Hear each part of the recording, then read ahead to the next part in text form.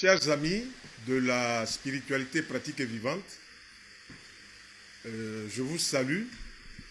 Shalom, la paix du cœur, la paix de l'âme, la paix de l'esprit, la paix dans tous les foyers, la paix sur toute la Côte d'Ivoire et sur toute l'Afrique et le monde entier.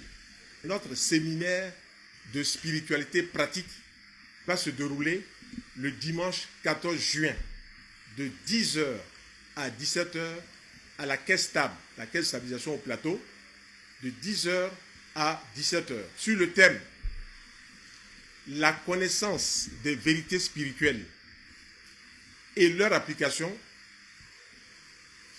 libère et ouvre l'esprit de l'homme.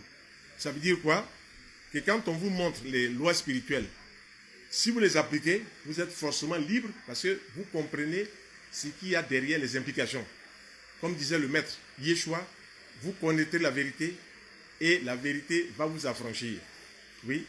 Dès qu'on a la connaissance et l'application des lois spirituelles, notre esprit s'ouvre et on est libre et vraiment on évolue en toute liberté dans la tête, en toute liberté mentalement, en toute liberté physiquement.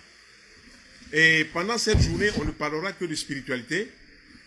On parlera du Notre Père. Il y a des prêtres qui nous ont appelés, qui nous ont dit qu'ils voudraient avoir une culture sur le Notre Père en araméen. Nous allons parler du Notre Père en araméen. Nous allons parler aussi de deux sortes de Notre Père qui nous ont été donnés pendant notre formation aussi en spiritualité pratique. Mais ce Notre Père ne vient pas contredire le Notre Père qu'on récite dans les églises pour que chacun récite celui depuis 2000 ans. Ça ne contredit pas du tout. C'est un problème de traduction. La traduction peut changer. Lorsque le maître Yeshua parlait du Notre Père, ce qui est devenu Notre Père en araméen, il y a une traduction en grec, en hébreu, en latin et en français. Il y a beaucoup de mots qui, évidemment, ont été perdus. Parce qu'il ne faut pas oublier que la langue araméenne est une langue stratifiée, est une langue générative. Quand on dit un mot, ça peut dire trois choses en même temps. Donc, le maître Yeshua, en parlant devant les foules, quand il utilisait le Notre Père, il utilisait le Notre Père pour les foules. Ce que les foules pouvaient comprendre.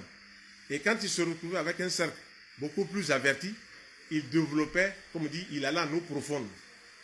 Et puis, il se retrouvait avec ses 12 apôtres. Là, il présentait le Notre Père comme un exercice spirituel. Je vais présenter les trois Notre Père.